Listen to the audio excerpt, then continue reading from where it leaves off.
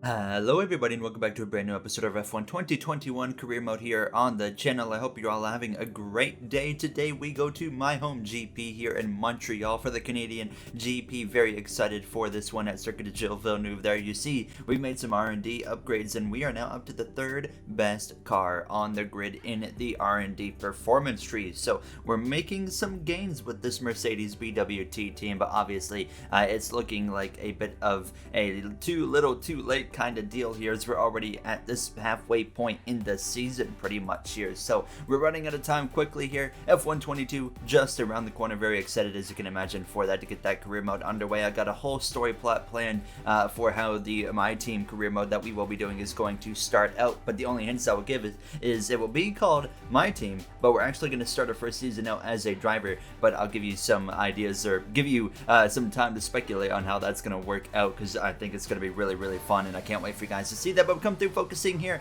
on the final half of the season here in our F1 2021 career mode here in practice in Canada. Things were going all right here, putting up some respectable laps in practice, and as you guys know, I say it pretty much every episode, going to another track where it's my first time ever without using the racing line, and I just jump into practice and just try to get into the rhythm and the flow and whatnot, and felt like I adapted pretty well here in Canada. But I could tell faster and faster every single lap that I was laying down here on this circuit, and I knew that it was going to probably carry over into qualifying, because by the time we got through to the end of practice, I could certainly tell that I haven't maximized my potential around here yet in this car and the circuit and whatnot. As you can see, we would end practice there in P10 on the medium compound of a tire, so a pretty respectable lap time compared to some of the other drivers on the grid. And we're going to jump through now straight into this qualifying session. And one thing that's kind of been lingering over our head is we've not made it into Q3 a single time this season. What better place than to change that than our home GP? Now, like I said, I was still finding pace lap after lap here, so I knew that I was still going to be coming into qualifying a little bit down on pace, and still looking to find that extra bit of time. And you can see it doesn't help when you make a bit of a mistake right there through the second corner, but overall this first lap here in Q1 would be a decent lap here. Now as you can see, it's coming through. This is probably the hardest part without the driving line, just getting through there and not putting all four wheels onto the curbs and getting a invalidated lap time. But we went P15, so we were in, but obviously we were not comfortably in by any means into Q2 at this point here. And we've missed Q2 one time this season. That was at Monaco. What a drive we had in Monaco. But we would find about 4.5 tenths of a second and actually get up to P13 here and advance into Q2 by about half a second here. So pretty easily now into this second qualifying session here, as we sure enough come into now this second qualifying session, and just continuing to find little bits of time here and there, and just continuing to maximize the performance here with myself and this car that continues to get better with upgrades that we're making episode after episode here. But Red Bull still, I don't think is going to be able to get to be touched whatsoever. But here we are at the end of our first lap, and well, we stay P15, about 2.5 tenths out of Q3, so that's all we need to get into Q3. Well, unfortunately, we go a little bit better. We're up to P11 here, but still not good enough, so I have to set a third and final lap here in Q2, hoping that we're going to find something. And sure enough, here as we come through this chicane, we get some time going in our favor, and then we come through this final chicane one final time here in Q2. Coming to the line, we got a good chunk of time right there, and we're going to cross the line. We go P10, we advance for the first time this season into Q3. It took long enough. We finally make it happen and join our teammate Valtteri Bottas there, but still not the time I was looking for. We come into now Q3, and again would end up setting multiple laps here, trying to find some pace here now as we come through turns 1 and 2, and right now P10, obviously we haven't actually put in a good lap yet. I did put one lap in, I should mention already, but like I said, it wasn't a very good one. So we come through, this is my actually second lap here, and we found some more time. We found about 6 tenths of a second here into the final chicane. We found about 7 to 8 tenths of a second, nearly 9 tenths of a second by the time we get to the line. Still only P10. I make a third lap just like I did in Q2, and we really found even more time. You get through the final hairpin pretty well, and actually gained about 3 tenths myself in the final hairpin, and then the final chicane we gain even more time, and we find a whole second extra of time on this lap, but it's still not enough. We end up qualifying in 10th place here for the Canadian GP, with still some pace to be found going into the actual GP itself. So we're making gains throughout this weekend, but now let's head to the grid here for the Canadian GP. Hello and welcome to the Ile Notre Dame once again for what promises to be another incredible Canadian Grand Prix at a fiercely competitive circuit, where pole position can often be decided by less than a tenth of a second. We'll be seeing top speeds of around 210 miles an hour here at the Circuit Gilles Villeneuve, with around 2/3 of the lap taken at full throttle. High-speed chicanes spell potential danger, especially at the infamous Wall of Champions. And watch out for overtaking into the hairpin and the final chicane.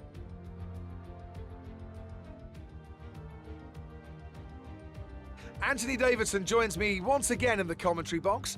And it's fantastic to have you with us here today. But I'm curious, as a man with experience out on the track, how do you stop those pre-race nerves from becoming overwhelming when you're lining up on the grid? But from the moment qualifying's over, you start to feel the adrenaline in your body build up and the buzz in your stomach as you anticipate the run down into turn one.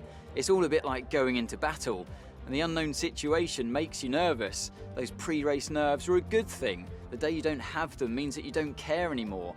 And of course, you have to make sure that all the procedures are second nature to you, so that they're not taking up too much of your capacity.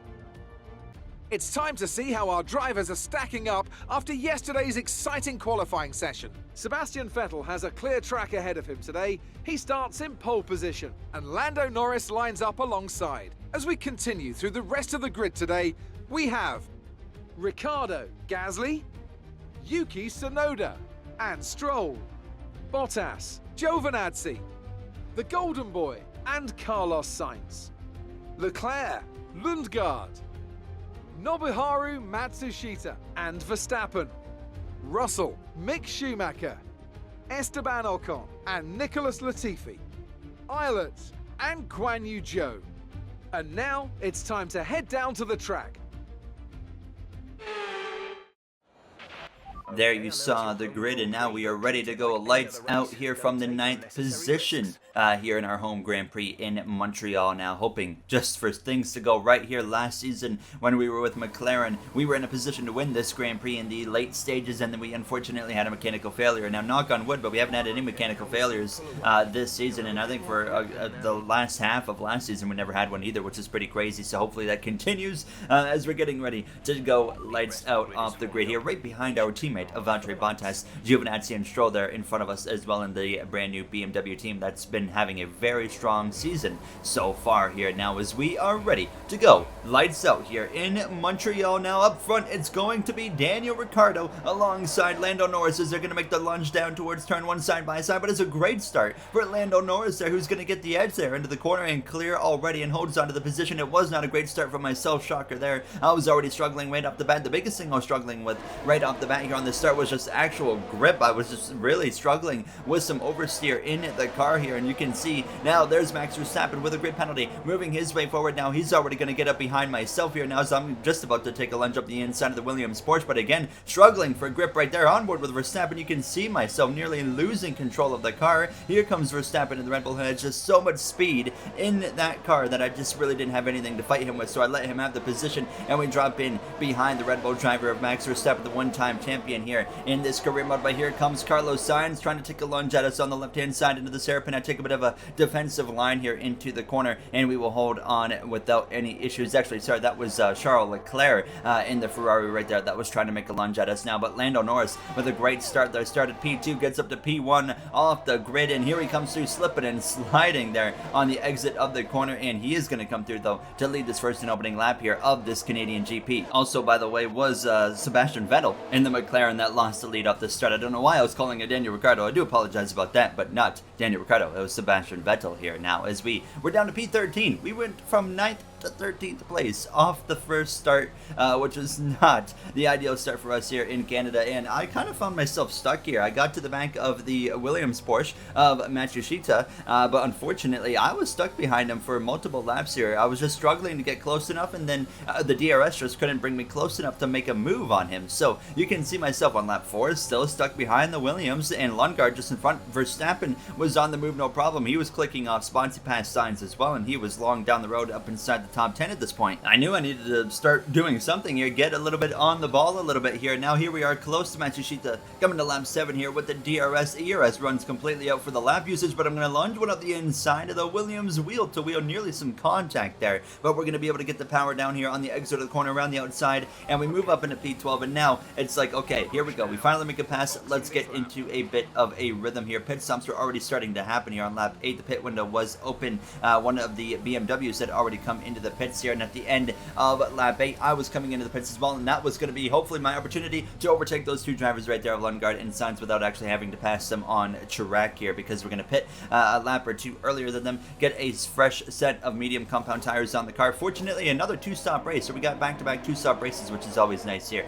We had one last episode in Baku, which was a wild GP, came up just short of our first podium of the season here now, as we would rejoin here dead last, but obviously once everything comes through to cycle out, we were going to find ourselves in a very competitive position here now. As I got to the back of Latifi, he would come into the pit lane here, and now we're going to just cycle through towards the top 10, because we're going to get past Lundgaard as well as Carlos Sainz. So into the top 10 we would go. Yellow flags ahead here on lap 13. They'll come to lap 14. It's actually for the BMW of Antonio Giovinazzi there. You can see him well up the pace right in the middle of the circuit there, and smoke pours out of the back of his BMW, so big issues there. That's going to be the end of Giovinazzi's day there, and surprisingly, honestly, I was expecting a virtual safety car, maybe even a full safety car out of that one. He was right in the middle of the track with an engine failure, but nothing happens. It stays green, and we run now 9th place behind our teammate Valtteri Bottas there, who's on a soft compound tire, fresh set of softs. So I already knew with the strategy differences, there was no chance I was going to run down Bottas without a safety car. But this would turn into probably the calmest race in maybe Formula 1 history here. I mean, there was genuinely nothing going on. You can see I have no one near me. Bottas is 9 seconds ahead. Lundgaard is 10 seconds behind. We come through to lap 21 here at the end of the lap, and we actually come through to make our second and final pit stop of the GP, and it's just for another set of medium compound of a tire. So there really wasn't anything happening in this GP, which was unfortunate here. One of the, like I said, maybe calmest races in F1 history. Definitely, probably the calmest one we've had in this career mode here now. At this point here, I wasn't even pushing anymore. I just backed the pace down because I knew I couldn't gain 11 seconds on Bottas, but I knew I wasn't going to give 11 seconds up to Lundgaard. So I basically just put the car in cruise control and brought it home. I mean, we come to less than 10 laps to go, still on this island on my own here in the Canadian GP, which is unfortunate, and still you can see that even with the upgrades we made, Bottas 8th, myself 9th, we still have a ways to go, and obviously there can be some tracks that favor us, some tracks that don't, but we hope to continue to make some upgrades here and make a late season push here for this final half that's on the way. But to 3 laps ago, I actually, well, did something stupid, got a 3-second time penalty there. I got too many warnings and cut the corner just a little bit, but we come straight through to the final lap here, and in a very uneventful Canadian GP, other than the start, of course, and then of course the engine failure for Antonio Giovinazzi, and we're just gonna put it on cruise control for this final lap, bring it home. But it's actually going to be Lando Norris who's going to come through to win the Canadian GP over Pierre Gasly. Max Verstappen, what a drive from Max Verstappen with the grid penalty, manages to get himself on the podium over Sebastian Vettel as well as Daniel Ricciardo. Going to be big for his championship battle here now as we were down this long straightaway for the final time here in our home GP in Canada. Fortunately, we will finish the season. We will get points even with the 3-second time penalty, but obviously just not the race we wanted here, as it's going to be an 8th and 9th place, and the first time this season that Bottas is actually going to outrace us here for the first time. That is, which is pretty surprising here. But we come through for a 9th place result in the Canadian GP. We're going to head to the podium, as you're going to see, driver of the day is going to go exactly expected to Max Verstappen. That's it then for another magnificent Canadian Grand Prix, and they've hung on to take a sublime victory here today. Anthony, tell me, what was it that helped them achieve this success? Well, this was a real team victory. They put together a solid strategy today that appeared well suited to the conditions out on track. The driver did everything that was expected of them in the moment to really execute the team's plan to perfection, a shining example of how F1 really is a team sport. Red Bull put up an outstanding fight for the front position today, and it's great to see it paid off for them. They do so much for the sport that you can't help but be delighted by today's race win.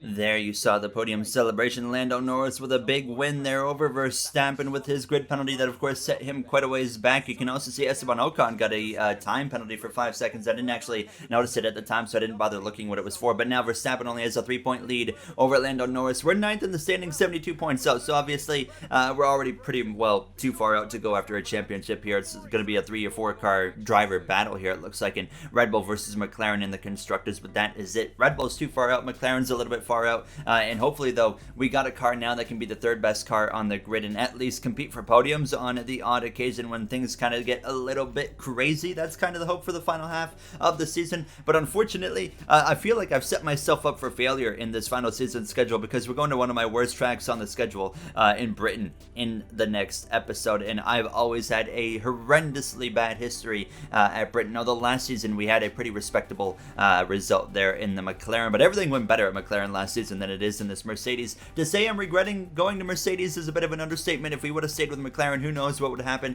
But I mean, I remember the way the season was ending. It didn't look great for McLaren. That's why we dipped. But obviously, we certainly made a mistake going to Mercedes. But we're going to make the best of what we can there after a 3rd, 9th place finish of the year. 5 races down, 5 races remain. If you guys enjoyed, you know what to do. That is going to do it for myself. In the next one, we head to Silverstone, where hopefully we can have a strong run as well. Thank you for taking the time of your day for watching this episode. I appreciate it so much. I'll see you guys in the next one where we start the final half of the season. Have a great day, everybody.